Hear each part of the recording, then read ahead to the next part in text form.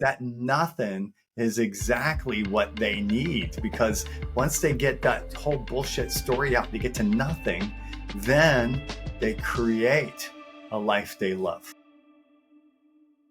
Fixing microphones as we just get started figuring out how to do a podcast. And Steve is a master at breaking through. I haven't used this microphone. Thank you, Rhodes, for being complicated.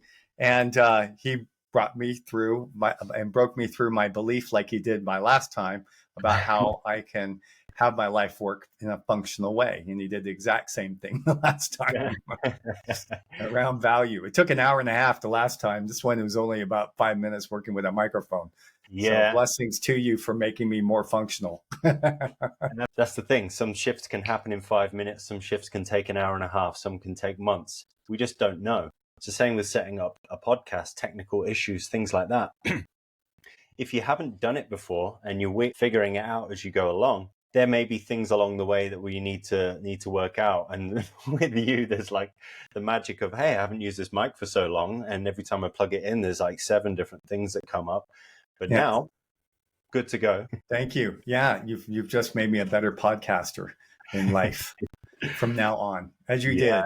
And thank you so much for you've opened so many pathways in my life, Steve. I really mean it. There's before Steve, and then there's after Steve. I can really mark my career in that.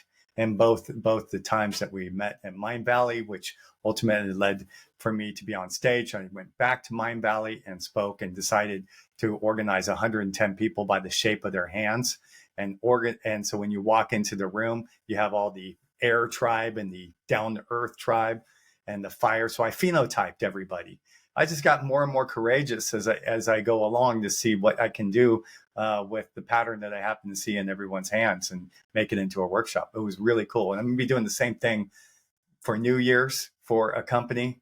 I just did it last week I read everyone's hand in an advertising agency, and I gave them buttons showing their power. And so they're walking around with these buttons from the HR director to the CEO, and they loved it. Everyone loved it. I loved it. I loved doing it. Plus, I gave them a little presentation about how it worked. Anyway, going back, thank you. Just thank you. You're a blessing for me in my life. I have all the time for you when you need it. Wow. Same. It's a real blessing. And obviously the reason I reached out, because to talk to you and hear about your work and just you and your life, it's always a pleasure. And it's just so exciting to just be here chatting with you. How many people were at this event, by the way? So the last one at the advertising agency, that was a small group of, it was 30 people. And I had never seen in one room as many of the same water hand types. When the hand, my hand, if you look at that and if you raise your hand, we both have a broader hand. You have a little shorter fingers, right? We have a broader hand, but it still can fit in a shoebox, right? So that's what you call an air, whatever. Could be air, fire, could be a secondary element, air, earth. I have it 12 categories. Water is when this thing gets super slender, like a child's hand, soft like a child's hand. So those people are more sensitive emotionally and have, like the Eskimos have, 20 words for snow, right? And ice. That's what a water hand. They have more distinctions around emotional vocabulary, because in advertising, you need to be able to produce emotionally based, designs. So I'm sitting there in a room filled with emotional women, and they all had a circle on their right ring finger, which is a world that is developed that says, I need to astonish. That's my life purpose. I need to astonish and do something creative. If I recall, you have a little peacock there, and sometimes you can get an absolute circle. What's interesting is that in the advertising agency, as predicted, they have these wave-like patterns in the rest of their fingers. And so while this is a very rare combination, when you get a room full of people whose life path is the creative, emotional connection, you have the same fingerprint pattern for everybody in the room. And that was fun because once I went around looking at them, I was like, I hope you don't think that I'm just repeating the same story, but I had to, right? It's the life purpose. Repeating stories is always a really powerful thing for me as well. I can hear the same story a million times by a few different teachers, and it could be the same thing over and over again, and you always hear something different.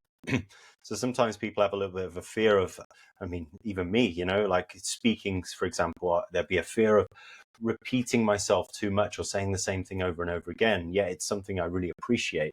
And I can do that all day long because I can just keep hearing new bits of information that wasn't there before. And I'm interested, you're talking about the water thing with the hands. Curious, just to have a quick look at my hands. Is there any water in my hands here? There's a softness to your hand, but I wouldn't put water in your hands. So in fact, you're holding water. Leave your hand up for a second, and I'll explain why that is. So everybody has water. All right, everyone has and this will be the most childish thing I'll say during this podcast as a little party trick. If you look here, you have this heart line that comes up. That's your smile that you raise, right? And if you cup your hands, you can literally see the kind of smile that you keep and the amount of emotions you're willing to share, right? So the spectrum of the emotions, somebody who like Gwen Stefani or Beyonce or me, we're quite animated in the range of the emotions and assertive and forward. You look at your heart line and it's very contained. So when you organize all the people, I have 26,000 hands on my computer, and you can see all the people with those reserved heart lines. They're very serious when it comes to anything that they decide to do. So I was looking at them like, we have more professionals and more people good with money in this tribe than I have and it's certainly not in the passionate tribe. So that's how you hold emotions, and you need deep connections. So the other way that I see it, which you can't see it on a podcast, is that on your fingers, there's a different type of limbic system. Yeah. So when I'm looking at your fingerprints, I'm literally looking at the replication of your amygdala and pineal gland and how they're working with the hypothalamus, the limbic system, right? So it's going out, and some people have a more emotional limbic system when they have waves that come out like that on their fingers. Other people are more driven, and they have these whirls, and wherever that purpose driven life that they get, they must do that in order to feel fulfilled. It's an emotion, but it's actually kind of a more action oriented feeling for fulfillment. What you have is a mix. So imagine like if you were to take a peacock feather, you got a wave, and then you put a circle right in the middle of that. So that means that you have a very good transactional relationship with people. The richest man that I've read in Switzerland has them all over the place. So he's really good at networking. And I'm literally up in his palace listening to a story about how he organized, Playboy magazine for Switzerland, and with rock stars that come to Switzerland. And, you hear through his story that all of his relationships had almost a business nature to them as well. And that you see common in that mix. So the fingerprints mix all the time, and you have 7 different types. So in that you can see those with the waves, they're a little bit more, they get more soul connection or soul fulfillment in emotional connection with people, which means if they're going to go work out, for example, they work out best when they got somebody waiting for them at a gym, right? Or with a group, right? And other people, they have nothing there. It's just like a hill, like a sand dune. And then that fingerprint says, I just want to leave me be in that area. Right. So all those things, they're not an indication of behavior, but they show what the limbic system does when you go into certain experiences. Does it get fulfilled in this one? If it's on the ring finger, then if it's creative, yeah. If it's nothing there, if you got an arch there, then that means that you you're afraid that tomatoes are going to be thrown at you. You'd rather not. Is that so? It depends. But so to answer your long-winded answer is yes, I do see emotions in your hand, but they can't because I have to look at your fingerprints. And I'd also see how deep your connections are because your heart line stops like a hermit right down here. So that means that you have exactly. That's perfect. So if you organize people by that pattern, they need to be self-reliant. It doesn't mean that they can't emotionally connect. They do, but they need it on a very, very deep level. And so the more that you understand that and honor the way you express yourself emotionally, you'll recognize that this little heart line we're talking about is non-negotiable in a relationship. Non-negotiable. You can't, you can be the advanced version of that. Yes, of course, you can be a little bit more passionate, but in general, short heart lines like Dave Grohl, if you know who that is, from the Foo Fighters, they're just frank. They're cool guys. They keep it together. Brad Pitt has it. The Dalai Lama, Meryl Streep, if you're a woman. So it's practicality. They value their independence, their quiet time, and they need close friendships. And they have a live and let live style, and they allow the facts to speak for themselves. So they're not afraid to go alone, even if it means living their truth and doing good. So they show their love through their work, and they need the space after being with people to emotionally disconnect from others and recharge. So being private and loyal and independent gives them a sanctuary to replenish their freedom and time, and their intimate connection within is sacred. Take mine and it goes up to that one, and then the whole heart line goes in a completely expressive direction. I get off on connecting to as many people emotionally as I can, and I can be a little bit self-centered, if you can't tell already. And so I'm emotionally driven. And is that because the heart line is coming out and sort of going out of the finger almost? Yeah. Because it's so literal, right? The body can be so literal. So it's pointing outwards towards the world, Yeah. See, and what it's pointing out to is the outer world, right? So we designed as human beings to manipulate the outer world, not with our pinky. Try opening up a can with your ring and little finger, right? So for 400,000 years, we have developed a thumb and index finger to manipulate our outer circumstances. Now, you asked me a very interesting thing, a question earlier today. What is the most fascinating thing around hands that I have found recently? And I'm totally into neurology right now. In fact, I feel like I'm more of a neurologist than I am a hand reader these days.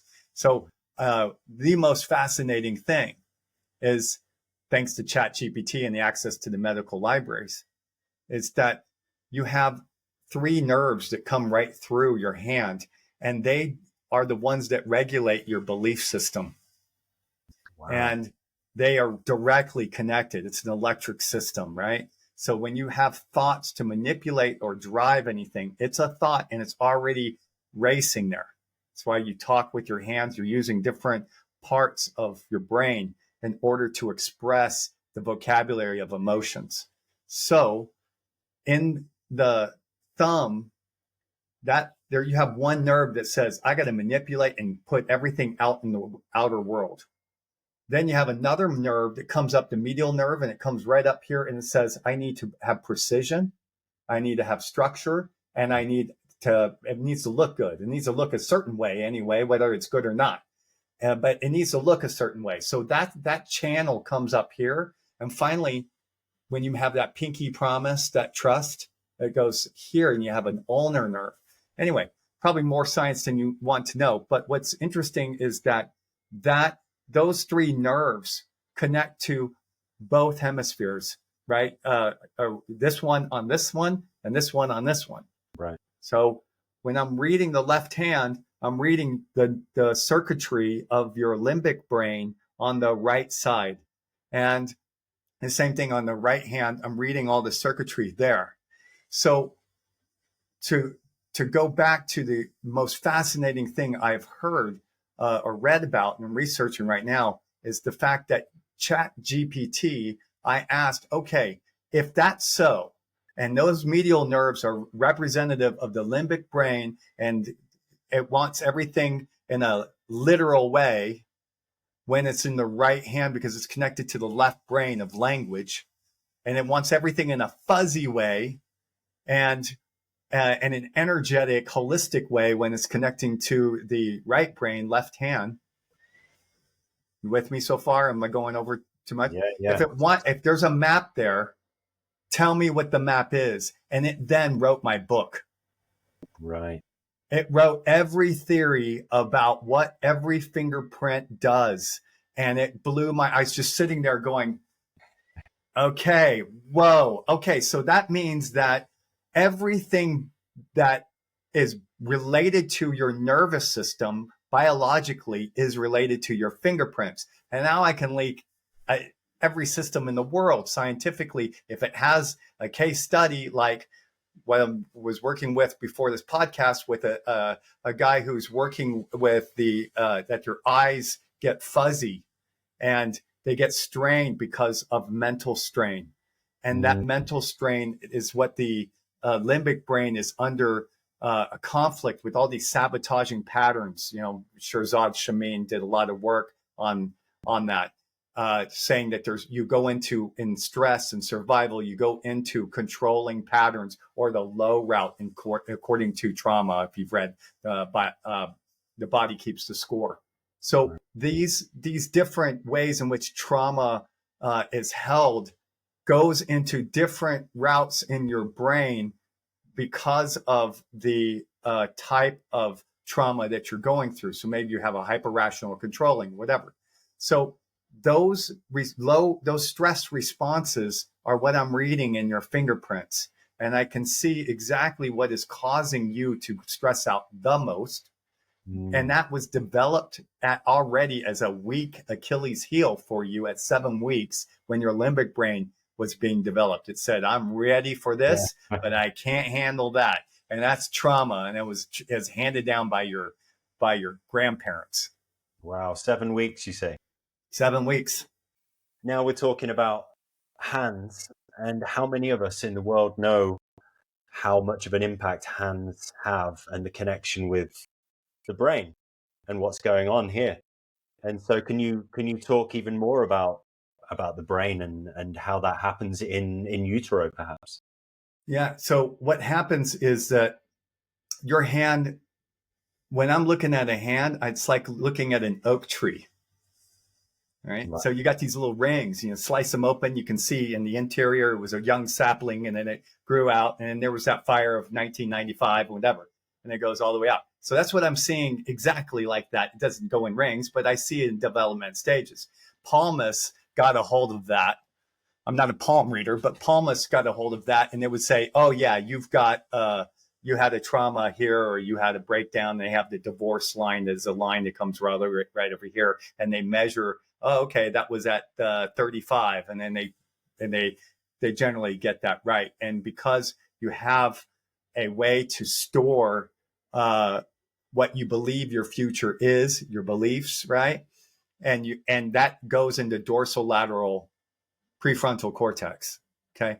Right. So when you are projecting in the future what you think it is, it's stored and it comes in with an emotion. And that emotion is mapped into not just your brain, your whole body, and here as well. So when they're reading your quote future, they're reading a biological. I don't have any papers. You want to come in and say hello? Yeah, you could say show hey. you made your announcement. Now, hey, I love goodbye. What are they? Oh, the antlers, right? Oh, it reminds me of the CNN where he's on a big interview and then he has, you don't need anything except ice cream. Out of here, both of y'all. See you later, alligator. Close the door, please. She has the exact same. That little daughter right there has the exact same fingerprints as mommy, and mommy, if I was to draw it out, you'd be going, what kind of crazy fingerprint pattern it is, weird S and everything. And that first one that came in has exactly my fingerprints, which is also a very rare combination. So it's genetic. That's why. So coming back to why she burst in and was like, "Yeah, I'm going to make a big scene." Totally. Yeah, I'm dealing with that at school and the teacher. So, yeah, I see little me all over the place. Yeah. Coming back to the development. So if you do that, that is your model of the brain. Actually, if you do that, now you have a complete model, right? Okay. You got this one, but just think of it as a mirror. Okay. So, this one is not your right brain. This is your left brain. So you have to look at it in a mirror. All right. Yeah. So it's a mirror. So every part of this is your prefrontal cortex. Right. This is the way your limbic brain is deep inside, goes right up here. That headline that regulates the body. In other words, it regulates the reptilian brain, right? And that line develops after the reptilian brain is finished developing. You have these 3 neural plates, and just think of it as like those castles that kids play on, the blow up castles. You have these, 3 neural plates that blow up into castles. One turns into your into the reptilian brain. The second turns it when that's finished, you get the line. Shoot, that's our body's way of handling. Second is we need to have an emotional limbic brain to regulate our emotions, and then you have some people are highly regulated, and other people are not so regulated and more intense. So that's that line. And then you develop the prefrontal cortex where your fingertips are touching that area. And that right there is your judgment zone. That's the judgment zone. And in that same place, it's touching the prefrontal cortex is making decisions that are hopefully fulfilling. So it's working alongside the pineal gland and the anterior cingulate cortex, which is where you produce dopamine. And so am I going to have a dopamine response here or not? So those lines in this headline right here, particularly, you can't see mine because I'm not very well mentally regulated. That's this line right there. All right. Okay. So somebody who has a super strong, like if they were to raise their hand, you'd be able to see that headline across the room. They're head strong and they over-regulate themselves. So trying to get them to make a breakthrough, which, as you know, breakthroughs happen emotionally, not just mentally. You can change your mind, but you have to really have a change of heart. And that line, if it gets super strong, you got to hit them with a sledgehammer in order for them to get out of their head, because of the fact that became their sabotaging pattern ultimately, which is hyper rational. So answering your question in a different way, these stages that grow, you just think about it. You have this is what your hand looks like. It's an amphibian hand at 7 weeks. Your heart has been beating for 1 week. You're just you're a web of a hand. You're an amphibian. It looks a bit like a heart as well, when you kind of got it like this. Yeah, it's interesting that you say that. Yeah, your heart's been beating, and then next thing you know, you have no lines except for this one coming in, and then this web separates out like that. You have no knuckles and you have nothing, and at that point, your soul or the limbic brain is kicking off and it's expressing the emotions out into the fingertips. And as it does, the most sensitive neural highways at the tips of your fingers begin to process exactly what is the most information that you need, emotional information. In other words, sensation. So fulfillment, and there's different channels based on those 3 nerves I was telling you about. So if you have a rich amount of information, let's say you have actually a circle on your right middle finger, So if you have a rich amount of information you need or neurovascular energy there, that means that you will have more distinctions to gain mastery in that area than another person who has no development there, underdevelopment, and they'll have more trauma. So your gift is making money and responsibility and having a high sense of integrity, which is part of your life purpose. Some people wrestle with time, being on time, freaking microphones, wrestle with integrity issues. All of that shows up. But here's the good news. You can break through. You can work with Steve and he can break you through and break through those fundamental beliefs. But the neural plates are still there, which means that if I chop off this all the way down to the knuckle here, and you know how precise a fingerprint is, it identifies you from one out of all the billion people that are on the planet. You'll grow that same fingerprint here on the knuckle. So it has nothing to do with your fingers. It has everything to do with the expression of that medial nerve coming out in a signature, an energetic signature, similar that if you were to put electrocute water and put sand in it, and you electrocute the water, you'll generate a pattern like a sand dune or a whirl if there's a lot of energy and other patterns. That's your fingerprint pattern. It's an energetic pattern, the soul pattern. Earlier, you were talking about the water and the water shape of the hand. Now, just curious for me, because, this is not the same thing, of course, but say astrology. Now, I don't really know anything about astrology, but I find it fascinating. I think it's really interesting to listen to. But I'm like 3 signs water.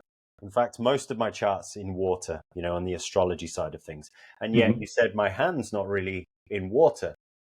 I'm just wondering, do you know anything about that connection or why that's the case? Yeah, if there is a connection within astrology, it's because of the fingerprints, not because of the personality. The personality is the shape of your hands. So you're not acting flamboyant and emotional, and you're not acting in a way that's effeminate, like an ice figure skater who would have water hands, or an artist who's completely, oh my gosh, that's more an emotional range that you get in some very flamboyant singers. But in your case, what I see is the link to astrology, a descendant of astrology and aspects of it, and the soul journey. That is all stuff that you see in the fingerprints. So when I'm reading I've been on a few podcasts with the astral twins, which are pretty well known in the United States. And we're trying to map this out. What is this that we're seeing? They recognize the same pattern that I'm showing them in their fingerprints. And they're going, oh yeah, this is because of my Saturn, blah, blah, blah. But how they act, if you just look up July 26, 1970, you got Mick Jagger, Carl Jung. They're completely different creatures. All right. And yet they did have a provocative life pattern, so you got to look at deeper underneath the surface of the energy, of the quality of the life that they have. That's what astrology offers, best I can tell. I think there's something in it deeper than that, but it's all energetic, and its interpretation is very largely driven by the medium of who's giving it to you. I don't have that medium in hand analysis. Hand analysis is hand analysis. You either have the pattern or you don't, and that your limbic brain is broadcasting satisfaction in this area, or it is not. And whereas astrology, it depends. You can get the exact same reading or the same astrology chart and give it to a dozen of them, and they're going to come to a different place, in my experience. But maybe because I haven't been working with consistent mastery in that area. Yeah, it's a great point. But the thing is, it's super accurate. What you've shared with me about the hands and, not being the water, for example, everything you've shared with me has seemed really resonant, really accurate. And then when I have spoken to people or had readings or read up about astrology and how my charts connect with who I am and the personality and what I go through, that also makes so much sense. So it's so fascinating how much we don't know about the connection between all these things and how they all interweave to help us to I think understand. it's going to come within the next 2 years. I think I we're believe at the stage where all these fringe works like human design and gene keys and astrology and palmistry, they're all going to come in together. And then hand analysis, they're going to come together, and they're going to see that we're all talking about source, and we're all taking different interpretations of source. By the way, water is in your soul. It's those wave-like patterns. If you have 6 or more of those wave-like patterns, then you have what we call water in your soul. So yes, you do have an expression of love in your soul, and you connect to that. Then you need six or more for me to even begin to count you in the tribe of the water tribe. And you have you have 8. So 8 with little bells at the top of it, the peacocks. Right. So that means that you're working kind of in both arenas. You know what happened yesterday? We were having this call today, of course, but the day before I was out gardening, digging a place to put new herbs into the garden. And it just occurred. So I was working too much, and I caused this thing. So I basically just tore my hand up. You know, you've probably is that a blister? It's basically a blister. I basically just ripped the skin, you know, but it's just so funny. I was just like laughing. I was like, oh my God, I'm about to talk to the hand analyst. Is there something deeper going on here? You know, like, what's going on beyond our perception that this could be? Yeah, but you know what's weird about that? Now, this is where it gets spooky, right?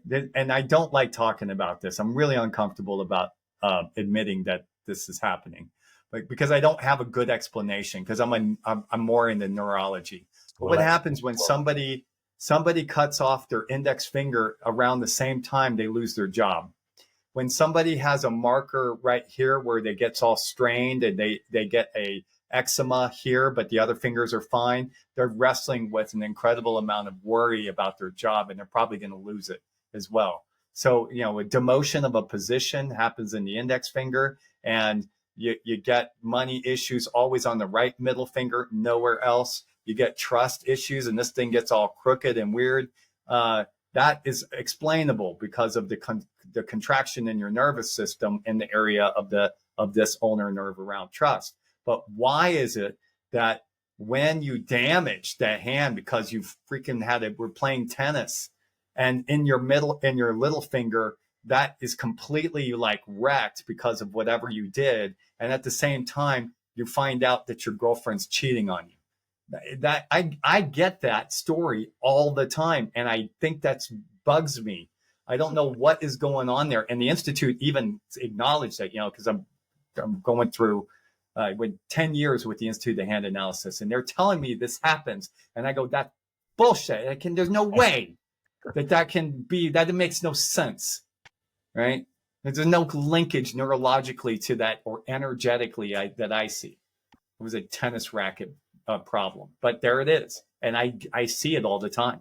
I see, especially when it's been there long term. And a wart usually is like something deeply embarrassing for that person. And if I see a wart, for example, right there, there's been a sexual molestation every single time.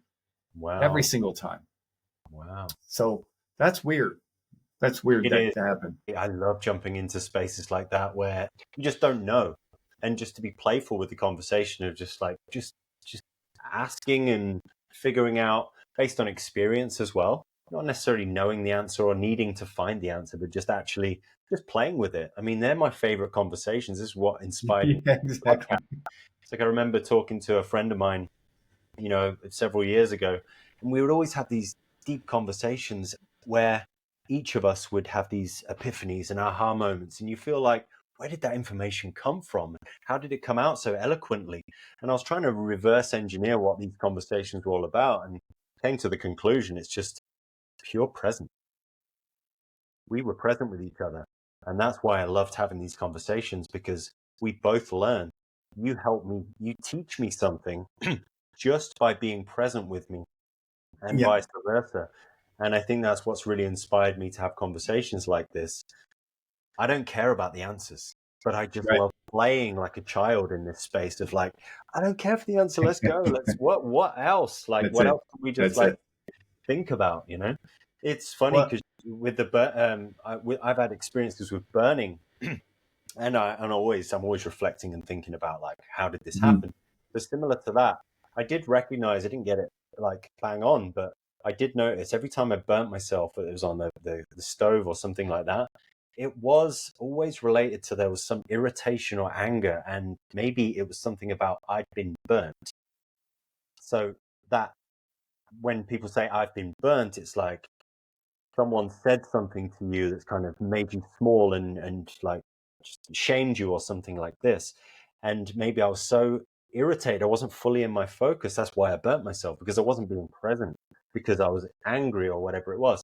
And then I'm like, okay, so as I shift my emotions around that, that's where all the wisdom comes through. And then all of a sudden, I'm like, okay, this keeps happening, you know, not too regular, but you see, I could see the pattern between being burnt and the emotions I was having in my life situation around that time.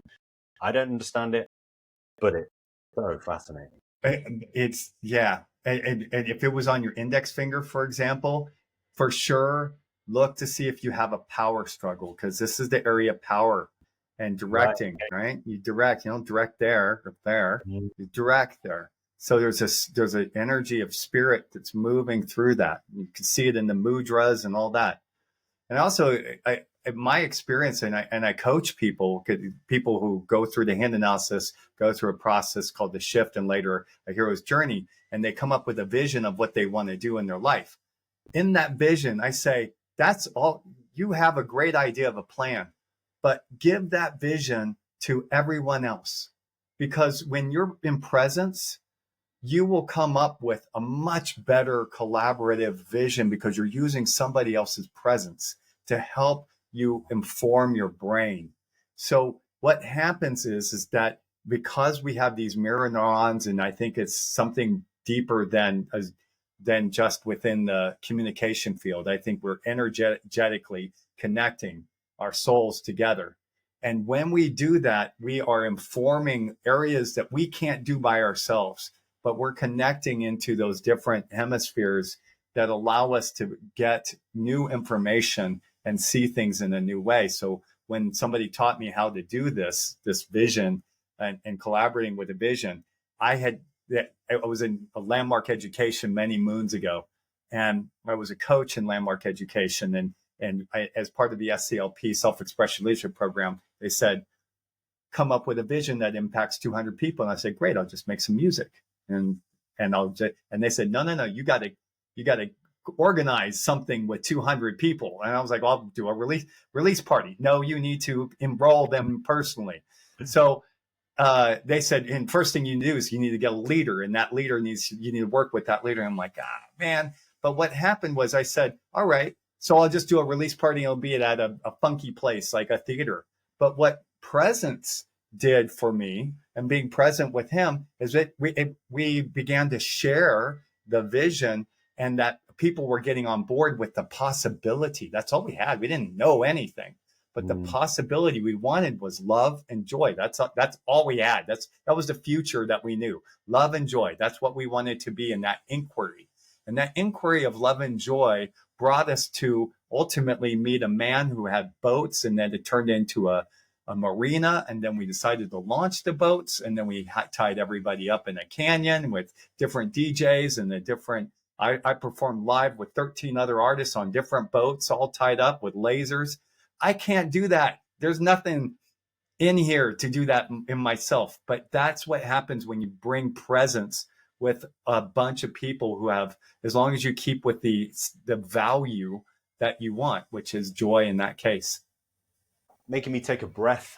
And I've always wondered, I see people, you know, on podcasts when they sometimes take a breath when they're having a conversation with someone.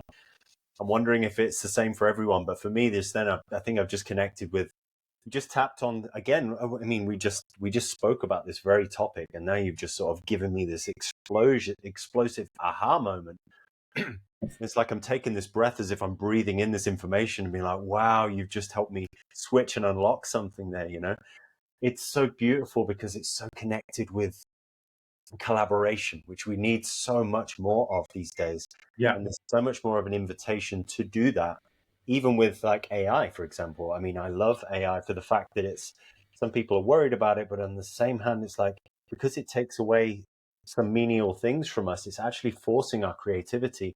It's actually forcing us to connect more and find these things. And our superpowers, as you said so beautifully, and this is the thing that really touched me big time, is somebody may be this visionary. And I love working with visionaries because I'm often, just to simplify the whole situation, I'm often that person that works well with the visionary, being present because I love to support their vision. But Yeah, you do a good job there. I would not be in the visionary position because, I mean, I'm not visual. I don't know if that's got anything to do with it, probably, but it's that collaboration that needs to be the case. And that's one of my biggest struggles in life, is still my hero's journey. And let's talk more about the hero's journey. It's about receiving help and working with others, always trying to do things myself. I know I speak to so many people that, are in that trap of, I need to do everything myself. And that blocks then this beautiful, magical power of actually collaborating, surrendering control, working with others to find these unique gifts and opportunities. And I guess that you can actually discover, you could probably find a dream team just from looking at hands, I should imagine. Yeah. Well, coming back to why you struggled with that area is because of the outside world, right? The thumb. And you have so much going on all your nervous system that it leaves this guy like an orphan hanging out here, just struggling with. So when the team wants to go one direction, you want to go another. And you're like, well, I'm going to pack my tools and leave. But what happens in that's what I observed that is so powerful, if everyone's present, that's a big if, is that because of these souls all coming together, you always collaborate in a much greater vision. What happens when you go into stress is the nervous system contracts, and as it does, it moves into a place where it signals a story. Now, try to imagine that every part of you complains, right? So you have different sides that complain. When you go into your shadow, for whatever the limbic brain, whatever the low ranking fingerprint, in your case is the thumb, whenever you go get triggered, you go into a story. And that belief story is that I am wrestling with my circumstances. I don't belong. I'm in conflict with the group again. That's a stress response. And when you go into it, it's a very self-oriented survival response. And so when that happens, everything positive that I would talk about your hand, starting with your short heart line, is still there.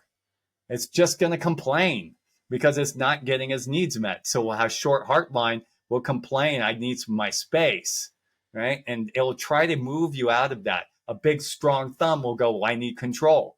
A big index finger go, I need to be dominant, and so forth. So how you act in that stress causes this cascade of problems within the group that ultimately says, Steve doesn't care. Steve is acting too objective or rational or critical, and he's not, and he's keeping his opinion to himself, and he just packs his tools and leaves. What presence does, and why it's so important, if you can move yourself out of any of the stress, alcohol, exercise, more exercise, meditation, things that give you more presence, is that allows you to stay open to questioning. And that means that you can stay open to a channel of spirit.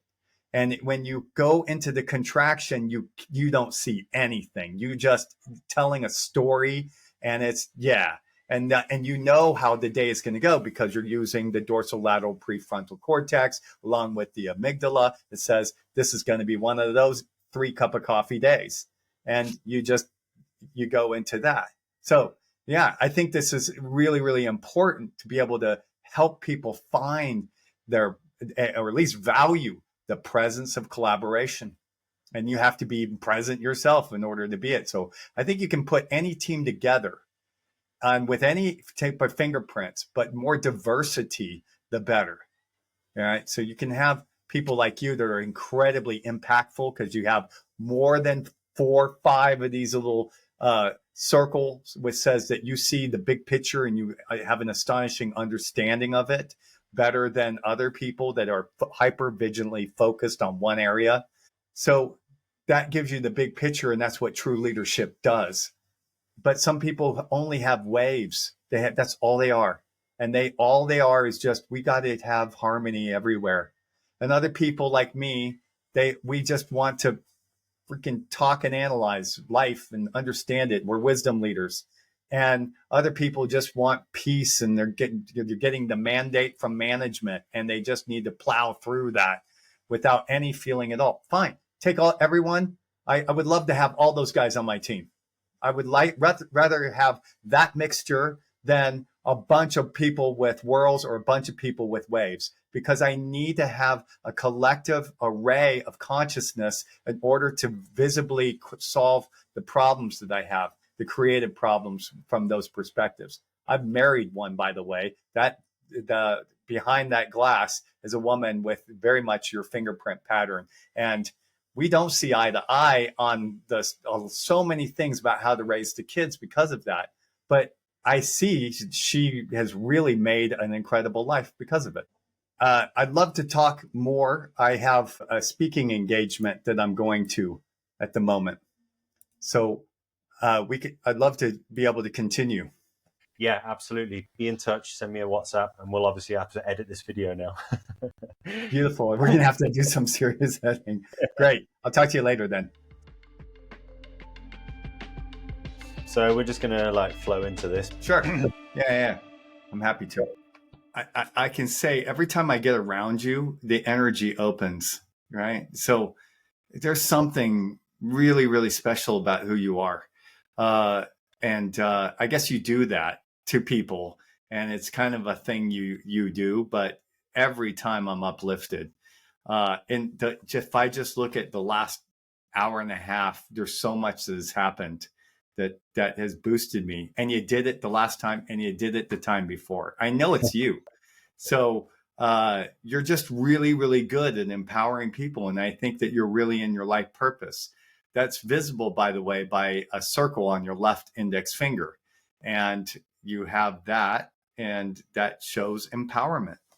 And you bring that energy out in people. And it's so beneficial. Yeah, what can I say? When you add that with all the other goodies in your hand, you have a way to express your talents.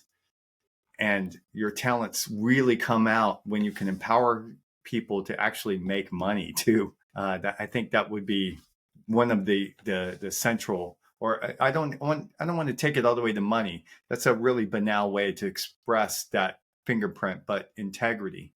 So you're empowering people to find responsibility for their life and gain a sense of commitment and ownership of their life, so that they can move in a committed way, in an honorable way, to live a life they love and live it with commitment and honor. So you show up like that, and that's how the universe ends up aligning. And I had experience of that early on in my career when somebody was teaching me what integrity is.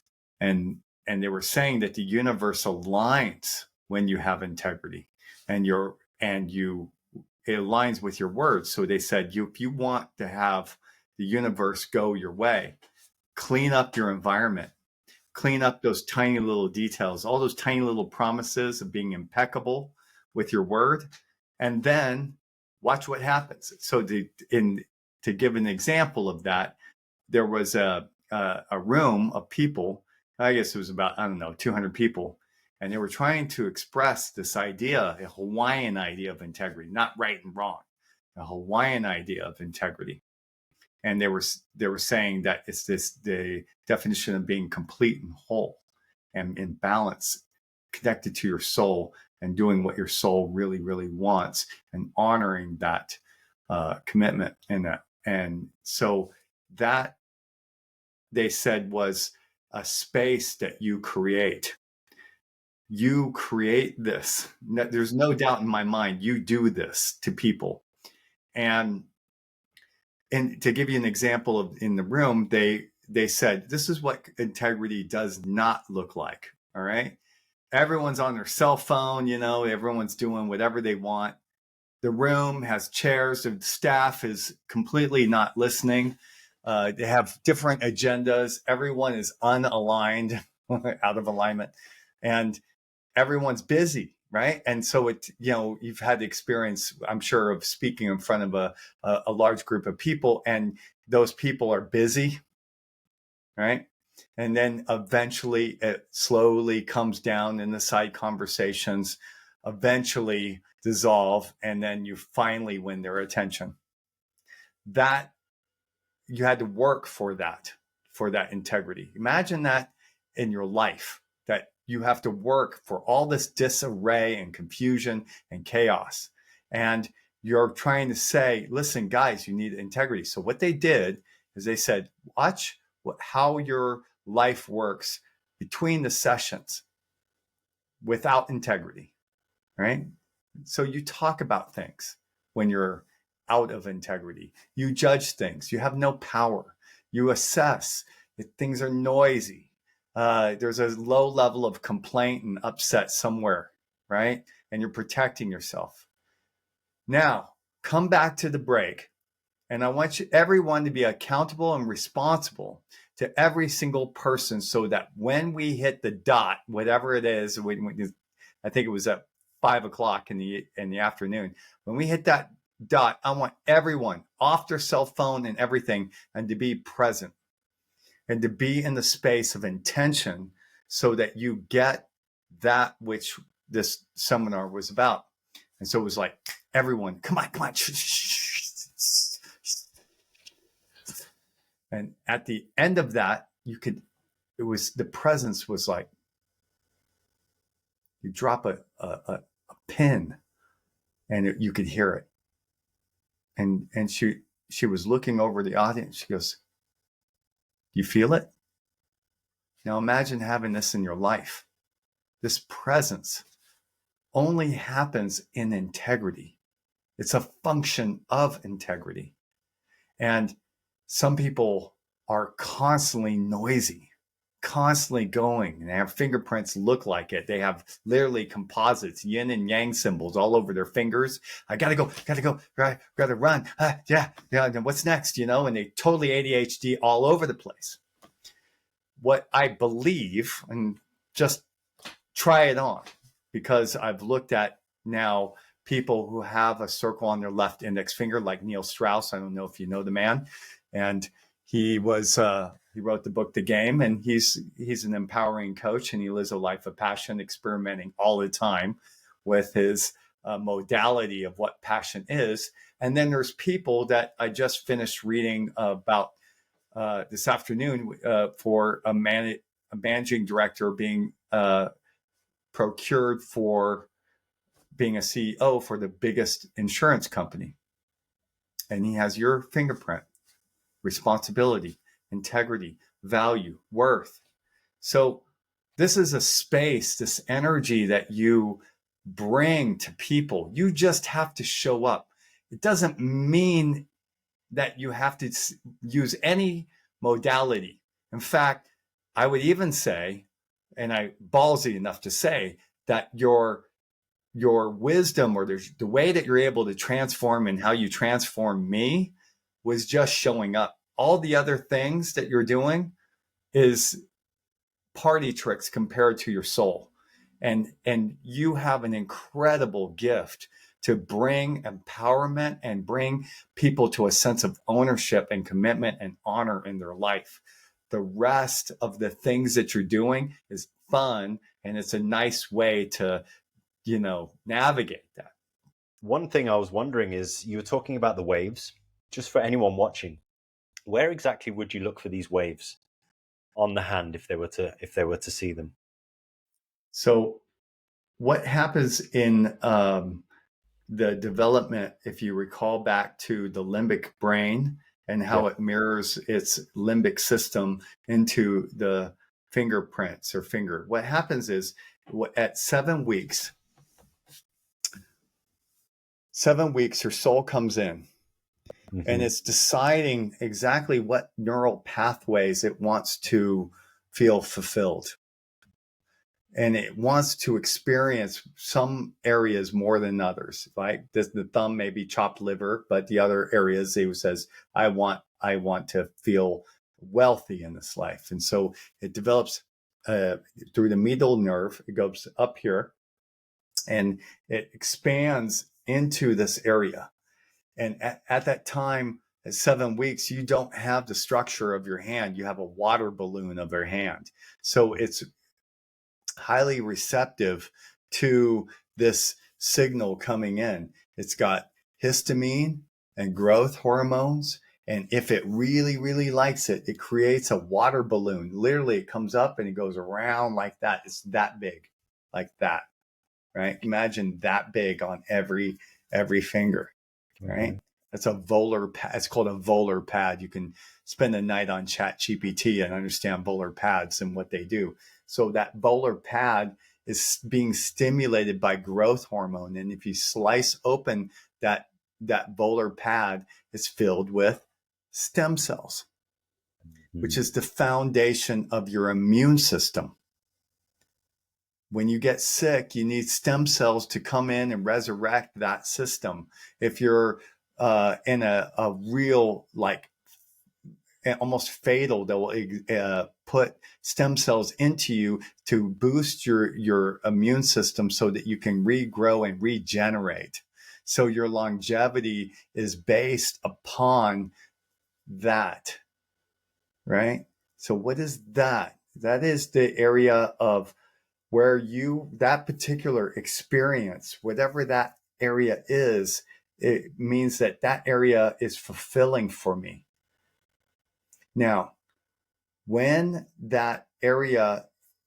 you develop skin over this ball, right? That's like putting a carpet over a bowling ball, right? It stays for 4 months. That ball stays like an erection, like a man's erection. All the blood flow is going there. And then you put skin over that. You got a topographical map, just like you look in the military. There's a mountain here. And now I'm doing mountain reading. I'm doing map reading. When the ball goes just a little bit to the side like that, then what essentially that means is that the wave or the energy is coming out and returning to the thumb. So when I talk about waves and somebody has that, there's a sense of flow in their limbic brain, and they need a lot more oxytocin in order to function, more than other people. Other people like me, I need a lot more serotonin. That's my appetite. You need a lot of dopamine and you need a lot of oxytocin, kind of a combination of both. So that neurological cocktail that you have an appetite for and all the vitamins you're taking, you have to really look at your fingerprints in order to understand the appetite that is there. Not everyone needs as much omega-3 and not everyone needs HTP5 and not everyone needs everything because not everyone produces the same amount of dopamine in order to function. According to the people who have a wave like that in 6 or more, 7, 8, 9, you have a more of an appetite. And in the case of your partner who has 9 of these on all of the fingertips, except for the left index finger, she needs a lot of love. And she needs a lot of connection, and she needs to get off on emotional resilience. And so that comes with a challenge, right? What happens if she doesn't get it? What happens if she gets too much? So there's a too much and too little story. So you could say, if you're listening, and by the way, 60% of your listeners statistically will have these waves all over their fingers. And that means that they want to stay in an alpha state. They want to go with the flow, with appreciation and trust. And they show great flexibility, adaptability, and they have fluid responses. Intimacy and touch is their rocket fuel for emotional growth. So for these angels, they thrive in trust, and they need close relationships to melt with others. So the quality of the relationships, feeling appreciated, and self-esteem is the meaning of life. And their urge to collaborate with a group, referring to what we just talked about, takes strong flexibility. It takes relationship skills. So this breaks down in 4 ways. 1, they suppress their negative emotions out of a need to be liked, pretending it's all okay. 2, they escalate by blaming others for the way they feel. 3, they get overwhelmed. Or 4, they avoid and run away from emotions and keeping a distance so not to feel. But their life only functions with feeling. So this takes balancing being over emotional and non-emotional to find an authentic place of trust and love. So in early stages of their soul's development, they can slip on the banana peel of their, what we call the life lesson, this dumb thing that keeps recurring. And the dumb thing that keeps recurring is they keep withdrawing and they freeze and emotionally in distrust. And this causes them to wallow for long periods in shame, replaying the same hurt, sweeping things under the carpet. As they bottle up the emotions, they put pressure on themselves to deny how they feel, being inauthentic, saying, I don't have time for it. It's all okay. It's fine. And so common complaints when you're in this stage of escalation is we can't connect emotionally anymore. So how many people, I can guarantee you, Steve, every person that comes to me for a hand analysis and they want to find a problem, or solve a problem. They have their problem, but they want to solve it. If you have 6, 7, 8, 9 waves, the problem will always be they can't connect to their partner anymore. Interesting. People with circles all over their hands, they don't have that issue. It's not even in their space. Yeah, and I think this is really important for anyone to hear in relationships, because they can be challenging, and I think a lot of people I speak to, at least, agree that this is one of the best teachers. You go on retreats, you'll spend thousands to go on a retreat, you'll go to workshops here, there, and everywhere. It's like you've got the best retreat and workshop right with you right now in a relationship. It's one of the best ways to grow and to learn and to bring all your shit up into your face. And sometimes we can all feel that I want to run away because it's too much or whatever it is. But like you said earlier, it's some of these challenges that get brought to us. They are an invitation for us to grow into something that we're really meant to grow into. And they're actually the best catalyst to help us to do that. And so rather than running away, committing and sticking around with this and understanding each other patterns, whether it's hand analysis, whether it's other modalities and means, no matter what it is, just understanding each other on a fundamental level, and then being able to see if we can flow together in that way. Because I think there's beauty in this relationship because there's so much difference and because we get to teach each other to grow. But if there was no awareness around that, it would just be a train wreck. But because there's awareness with it, it's actually a beautiful dance. And, I'm growing so much, she's growing so much, and it's just magical and beautiful. It's not without its challenges, but it's a wonderful journey. And, I wouldn't have it any other way. And it's just fantastic that you share all this information, because so many people listening are going to just resonate. They're going to be looking at their hands, and just even hearing your words, it'd be like, that sounds like me, even without checking their hands to double check if it's them. That will be resonating with so many people that you've been sharing it to. Now, I have another thought that came up when you were talking about, say, the L shape and even the bend in the finger, not the length of the finger, I don't imagine, but are these things trainable? So, for example, say someone's like this, could you practice every day. Give someone homework and say, okay, you want to be more of a leader?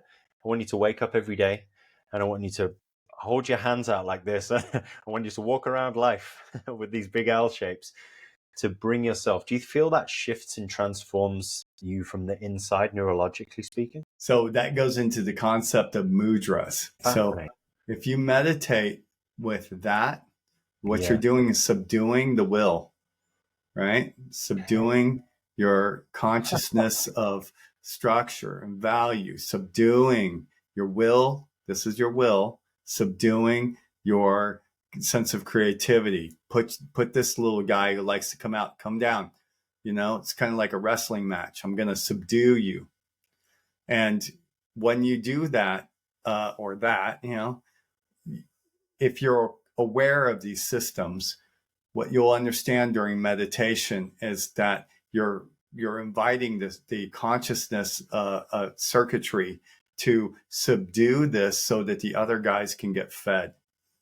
So yes, you can develop that, but my experience is the best way to develop it is through the negative, through the shadow of it, right? So let's just take waves. This is a very complex, but let's go for it. If you have wave-like fingerprints all over your hand, the central issue in your life is around trust and emotional expression. There's not a central purpose per se. You know, if you have a circle in one area, like Richard Branson has a circle on his right index finger and his right finger, he's in the spotlight and he's a leader in the spotlight, is what we would say, leader in the spotlight. So the rest, he's a very loving guy, right? So you got circle and a circle here, and then you have these waves, all the other fingerprints. So if you want to make a breakthrough, first, you have to name it to tame it. So the way that the signal comes in is your eyes are signaling into the amygdala, and your amygdala decides, is this threatening or not? And if it does, it brings it over to the hypothalamus, and the hypothalamus says, let's have a reaction about it. Now, this is all visual, right?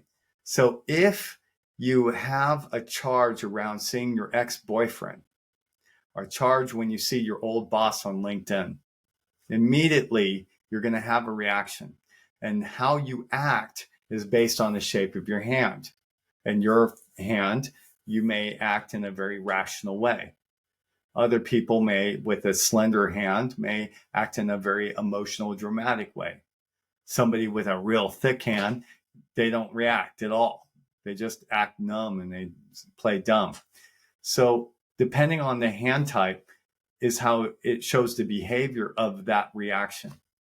The fact is that you can tame that dragon. And the way you do it is you get all of the images that trigger you. And you find in a shadow board, which is what I do in a shift, you put all of those in of everything that I see is so triggerable in your life. In your case, you can easily go into sacrifice. Your partner can go into a overwhelm or disconnect, and emotional overwhelm, and then over to a disconnect. And when you look at those experiences where she felt disempowered in her life, and you put it on a shadow board, and she wrestles with the shame aspect and their self-esteem, and who is she to be an ego, and how can she be alpha in this energy? I keep attracting narcissists in my life, and everybody criticizes me and all that. You just put that in the pattern. You put it all on a board, one PowerPoint. It only takes 30 images. Do you think your life can shift in 30 images? You bet it can. Because after that, you're beating a dead horse.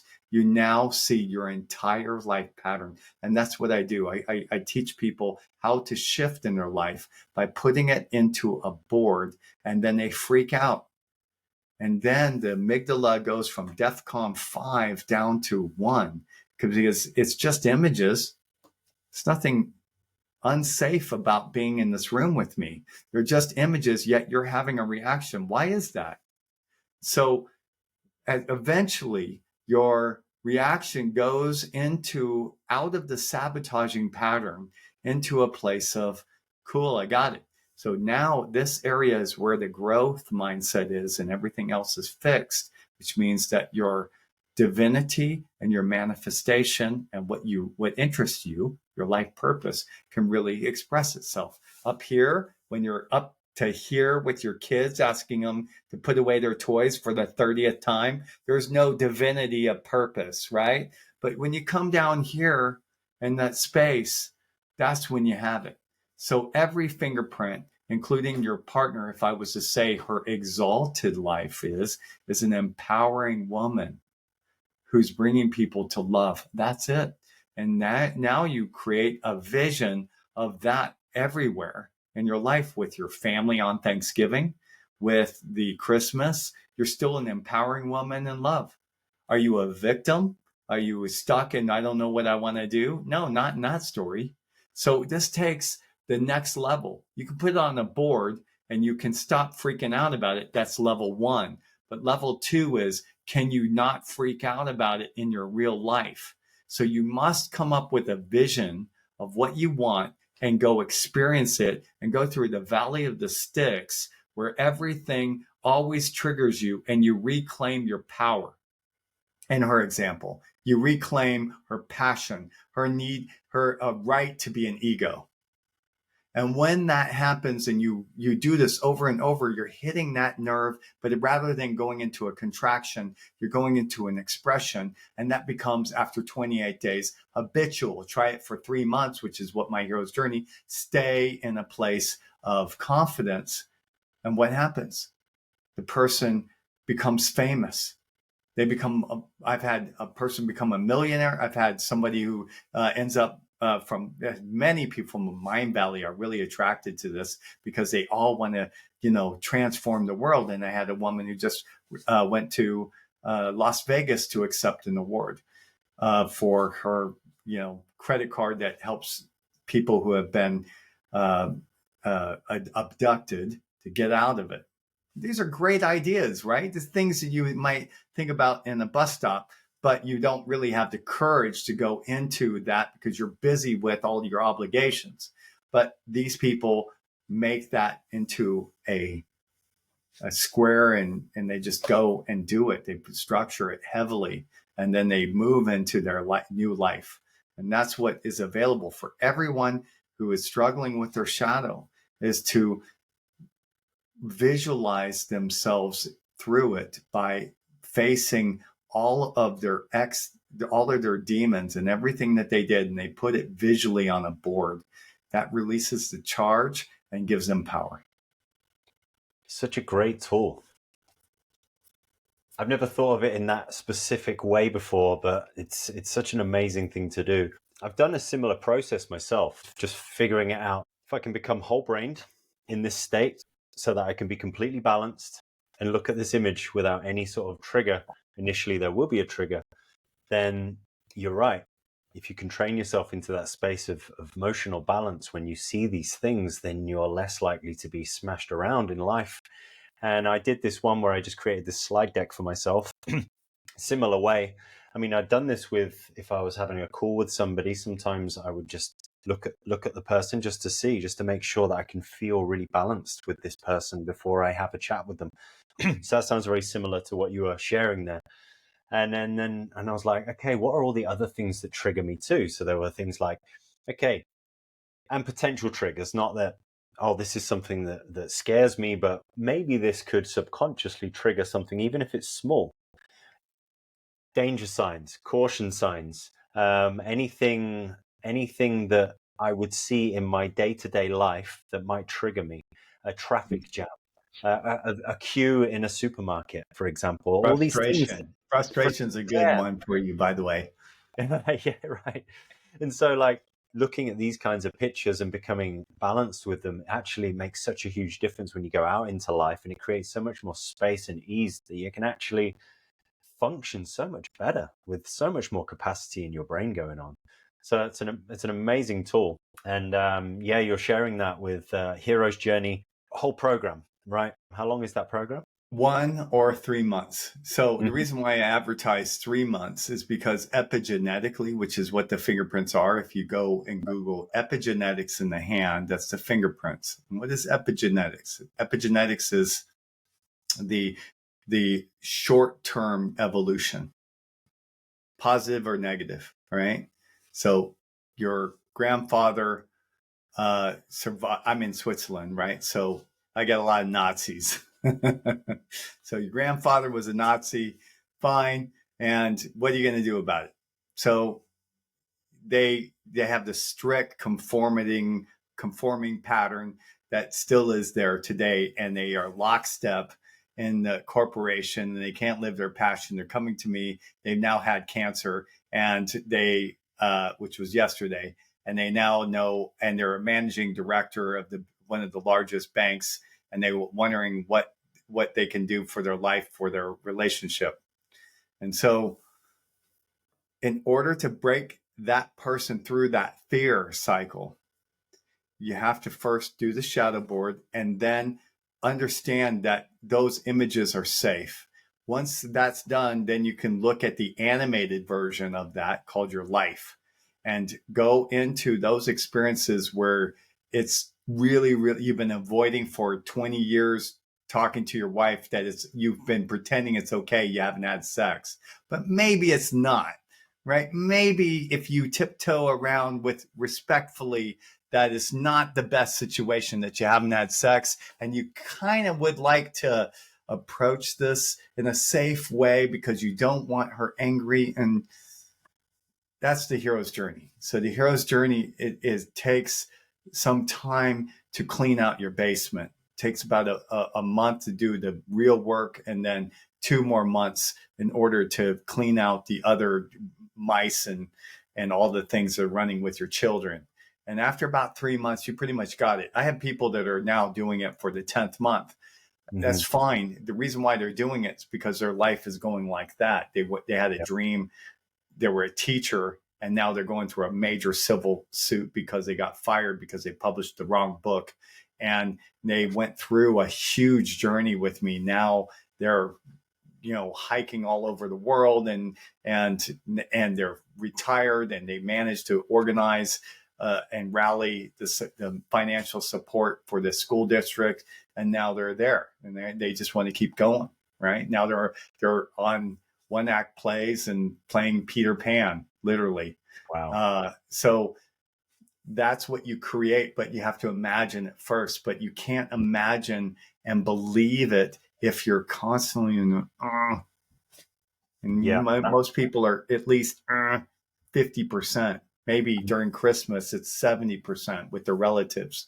So we got to get them down to here in order to create growth. So that's why it takes 3 months. But the minimum is 1 month. It takes 1 month to really break the ice.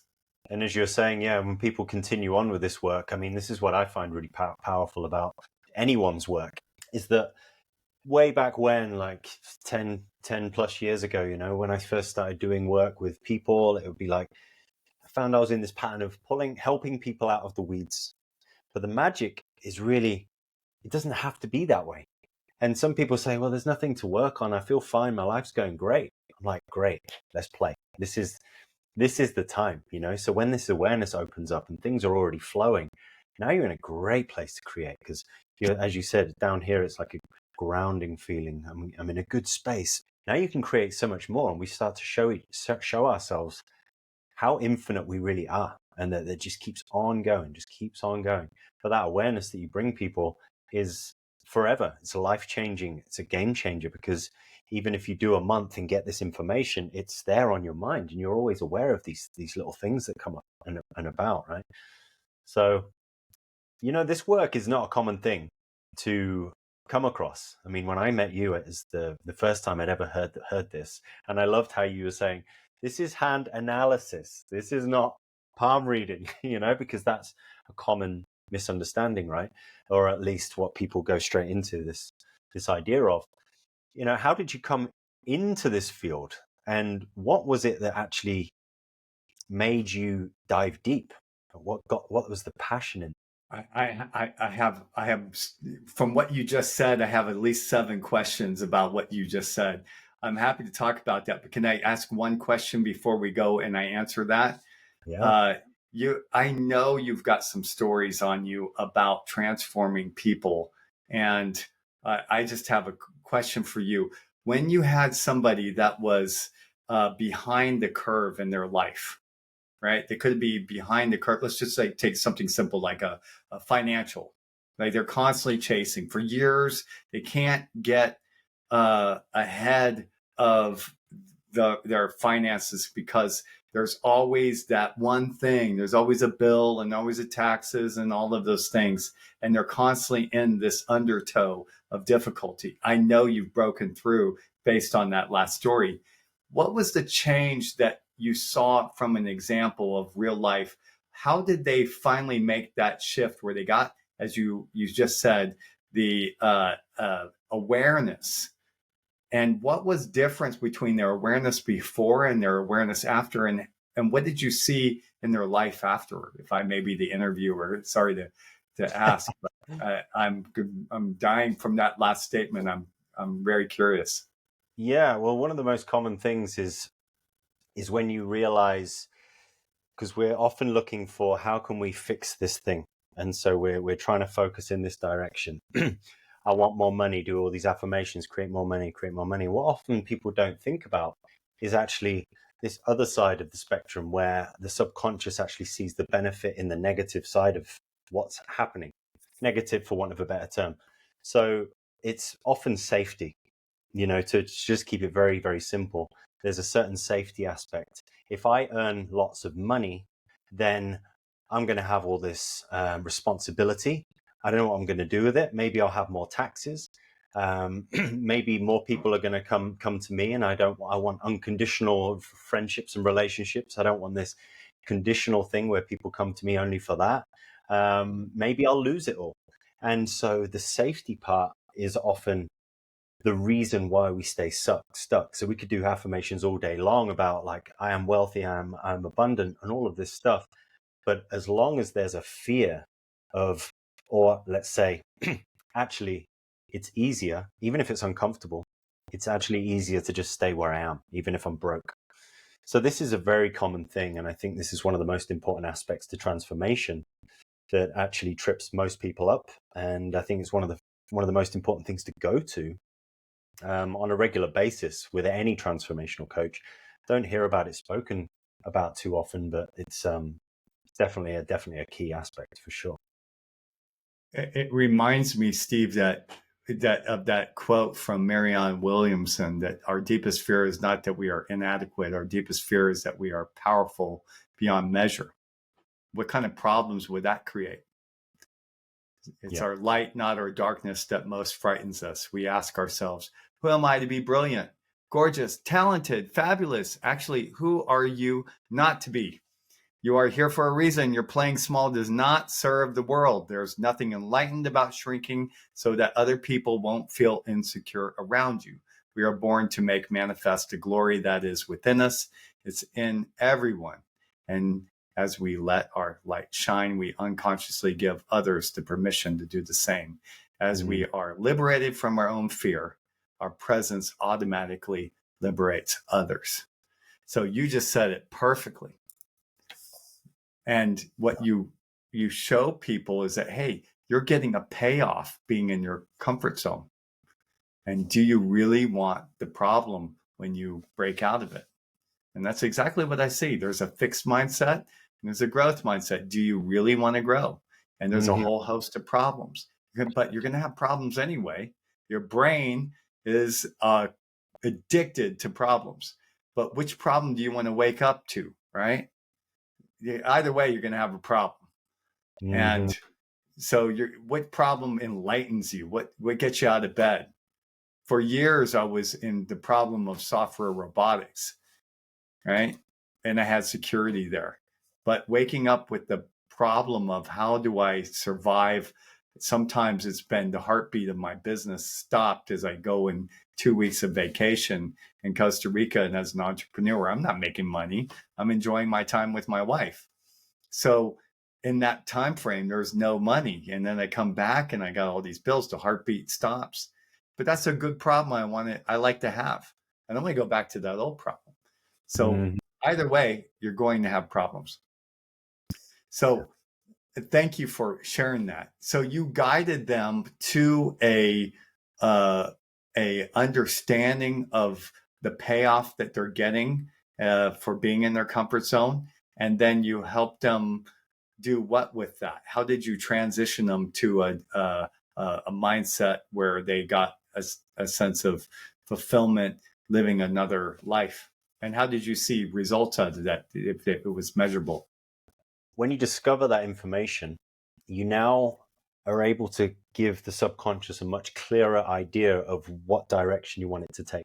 So, for example, I'm abundant. Great. Affirmation or a statement. The truth would be, I am abundant. Now that I'm abundant, I have more taxes. Now that I'm abundant, my life's harder. Now that I'm abundant, everyone always just wants my money. So you just almost state it like that. Like, okay, let's just honor that may be the truth right now. What do you want instead of that? So now that I'm abundant, my taxes are easily paid. Now that I'm abundant, my friends are even more meaningful than ever before. My friends contribute to me, and you reframe it that way. So you've got that part, you've got that part. The subconscious gets this very clear idea of how to go. You bring all the information, you bring a whole brain state into your system. You just basically make that shift. You can feel it and you can test for it. And then I felt it with you when you took me through the process. Oh my God. It was like the whole world was shifting as we were going deeper and deeper into my body, where that core of that fear was. And yet it really stay with me because I was just dancing around it. Like we went right to that core, and my life changed after that. Yeah, and that's the key. It's got to stay.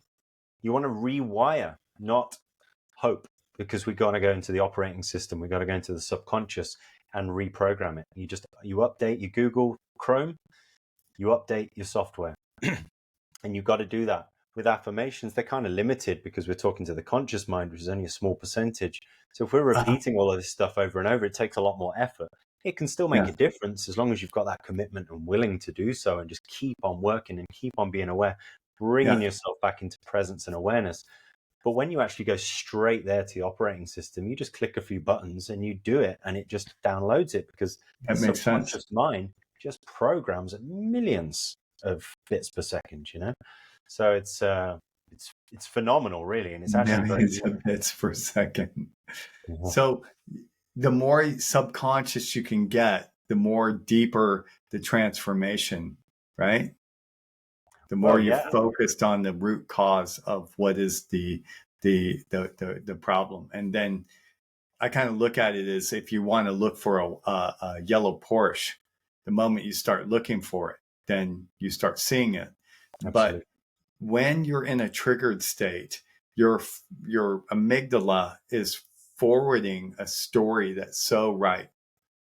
And then you don't see the opportunities. You make an interpretation of judgment. You're caught in the brain's meaning making machine, and it is constantly forwarding evidence in your life that whatever you fear is so. And that's what's so crappy about the brain, is that it creates a known variable in your life that you are stuck, and it really does work. It's stuck. So, but the way that I've learned to break through is to see it somehow outside of that. And if you can go using your techniques to go deep into the core wound. And if I was to make a recommendation, if you've gotten this far in the podcast, is that you get your hands read.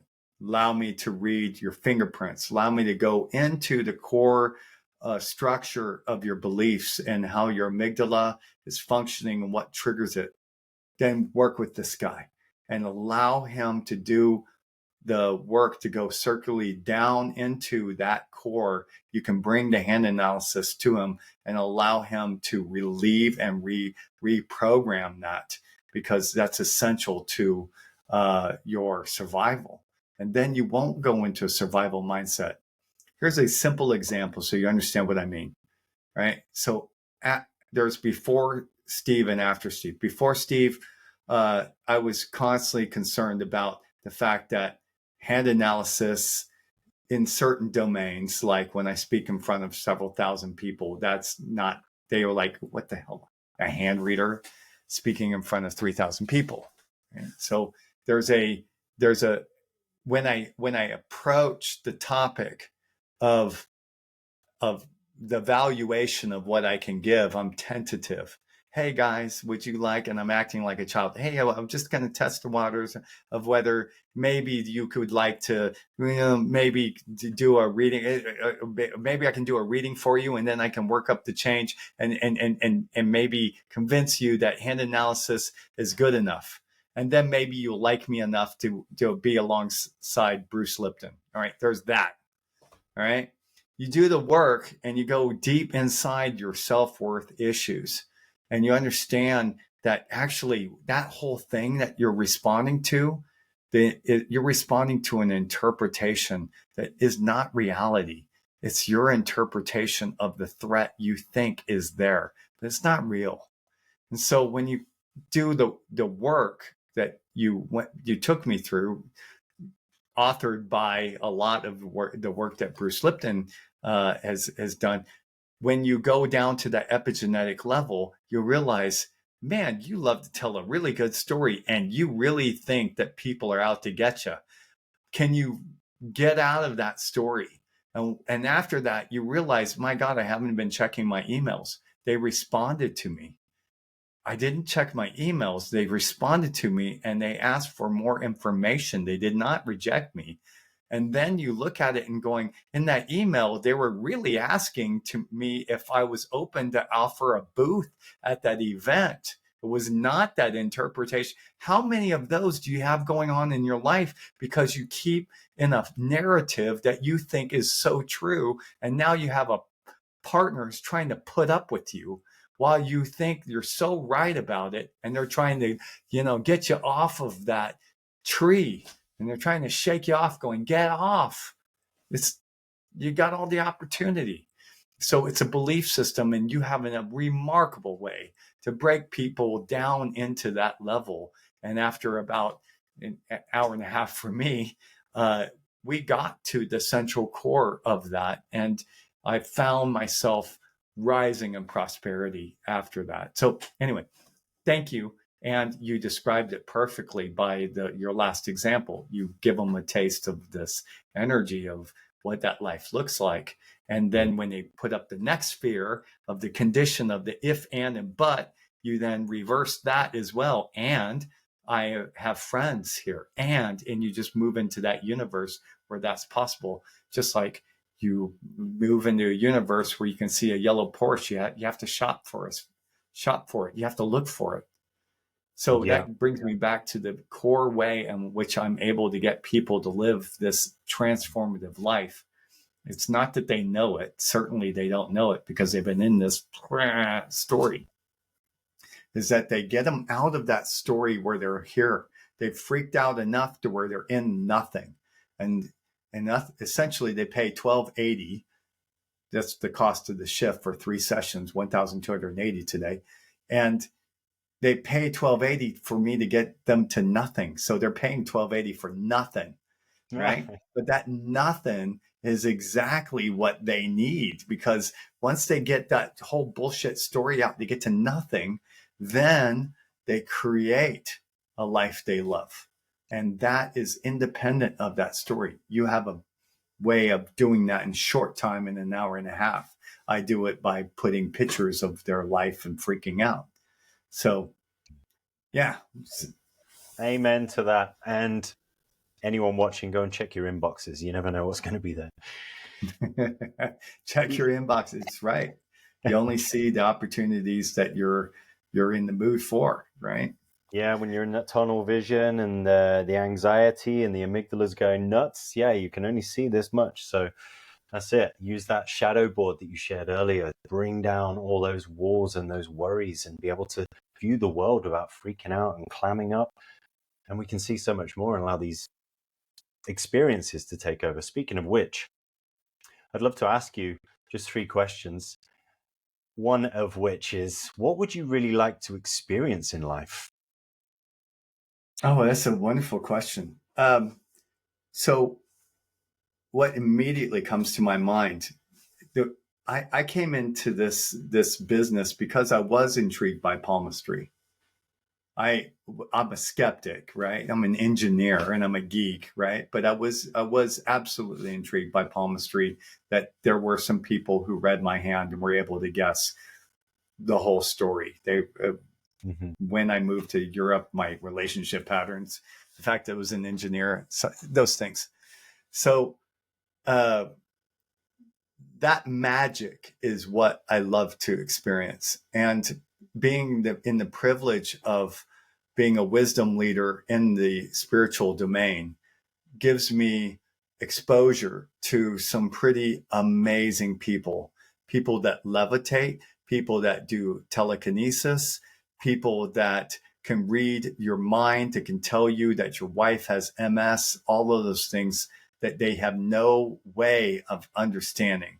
And those are the people that I really find amazing. And I think in 2025, we are going to experience that as more of a mainstream thing than just the pocket of people that are part of the Illuminati that are just keeping it underground. It's a fact to the people that are listening. There are at least 200 people visible that can levitate. Did you know that? Isn't that a little bit weird that you have 200 people on the planet that can do levitation? But if you can see look for the yellow Porsche, you'll find it. And there's a lot of understanding how how that happens through the process of telekinesis. And then you have to understand the foundations of what that is. It's part of the cities, which is an outcome of spiritual practices. So it's not necessarily a goal. It's kind of, it comes as a natural evolution to your spirit. But ultimately, I would love as a side effect to be one of the 201 in that area.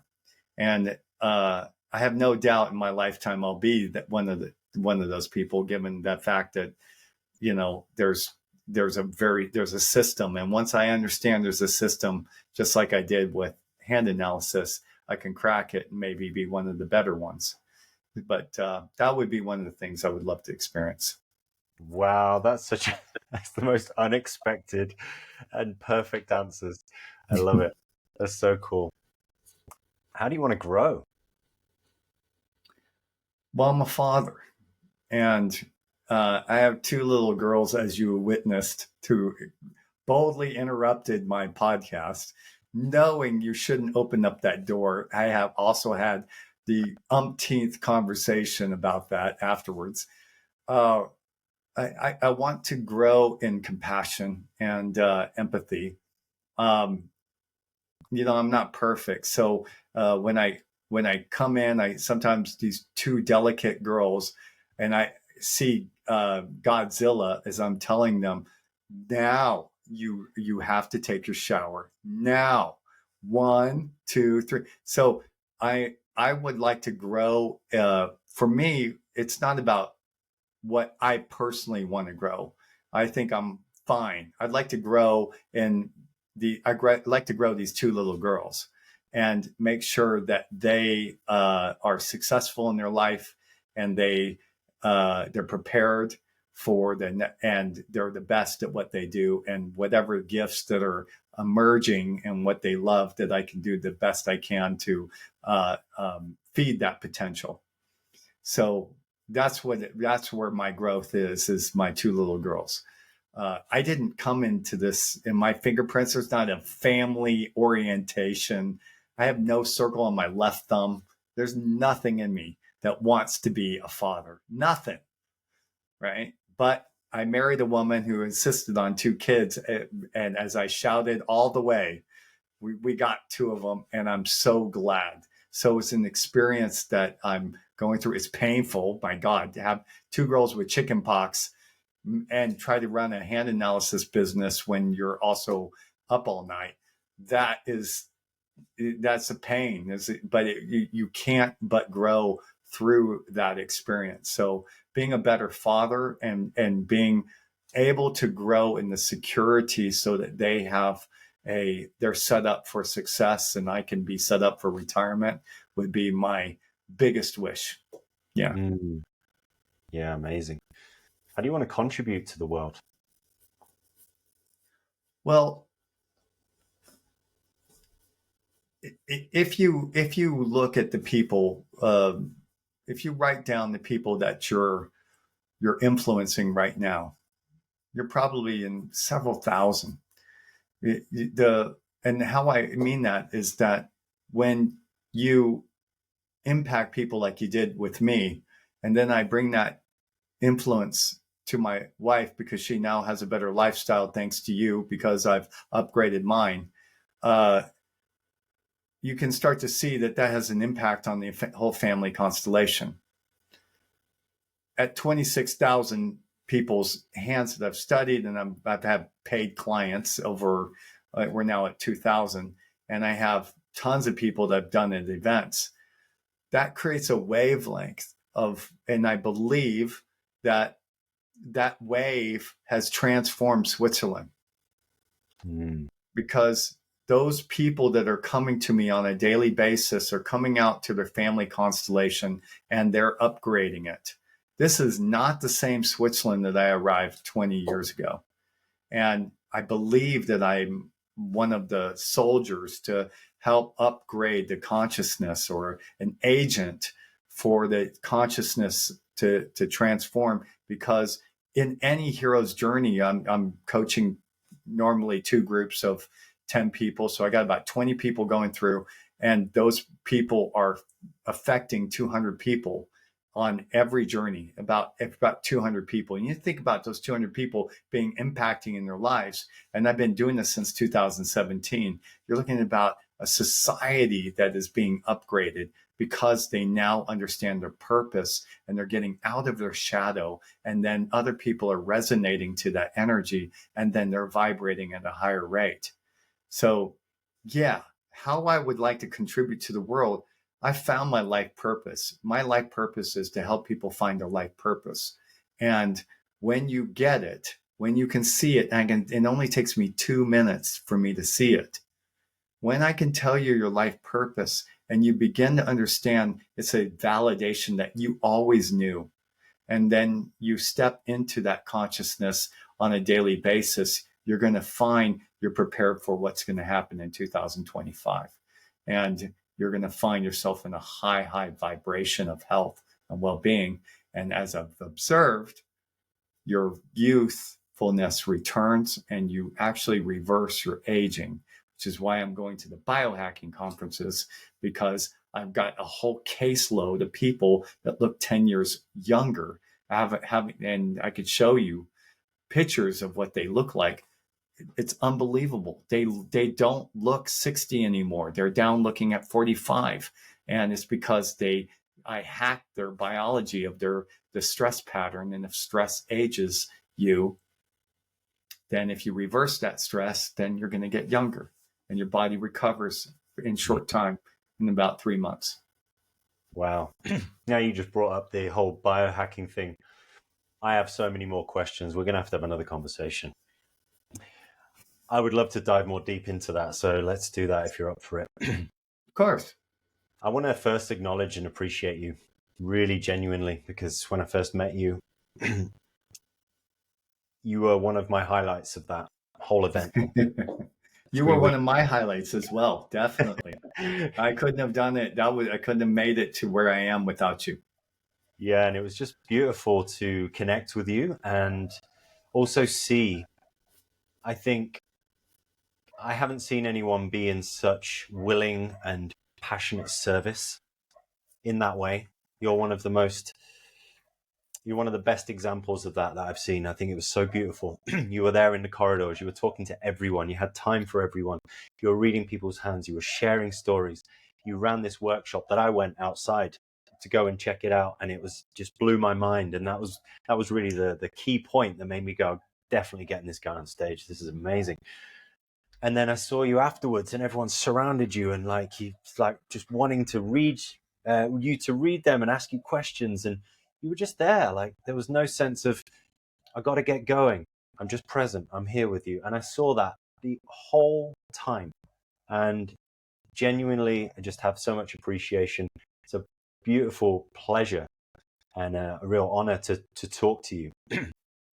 And I'd love for anyone listening, where can they find your stuff, your amazing stuff? You've got a book, so get the book. You've got a website, you've got all your social media, so just lay it all out there. We'll put it also in the description. So you can find me, go to thepowerinyourhands.com and use the code Wisdom Discovery for $50 off. If you've gotten this far, you owe it to yourself. Just book it. Book a hand analysis. It's cheap. It's only $250, and now when you use the coupon code, you're looking at $50 off. So it's only $200. I guarantee you, this is cheap. You may think $200, but it is really, really cheap for the fact that I'm giving you your entire life pattern over to you. It's a game. And just understand, what is it that you can get from your zone of genius, your power, your talents, how you go into a sabotaging pattern. What is it that trips you up? What's your trigger? And most importantly, how to get out of it. And who would you be if you grow into your exalted self? If we take Steve, when we were talking about earlier, the wrestling match of belonging and having management of your circumstances when you're with a group, the exalted self is what he's reached, a group consciousness, and being able to serve people by understanding that there's a value and souls meeting each other to a collective collaboration. And once you get that, you have to earn it. You have to earn that right to see that consciousness. Everyone does. And I would show you your path and then tell you what you need to earn. Then go to that guy, see what happens. Bring that map, bring those limiting beliefs, and I can pop you. And it would be an amazing service for you, especially if you're in any place of doubt or insecurity, or you're stuck at least 20% in any area. Maybe some people are 70%. Stuck in a job or a relationship, or stuck in not knowing what they want. Come to me, get you out of it. I guarantee 90 minutes, done. 90 minutes. I would even imagine say 90 minutes from now, knowing how to get out of that. And I can tell you, I'm going to reemphasize, you don't know what's coming. 2025 is going to be the most transformative year of our life. And we need to get prepared for that consciousness. Otherwise, this can be very alienating to you. So you need to step up and open yourself. This is going to be a new dimension, and enjoy the ride. 100%. Wow. Thank you so much, Brent. It's been an amazing pleasure. So I'll see you next time. Absolutely. Thank you very much. Great questions. Great conversation.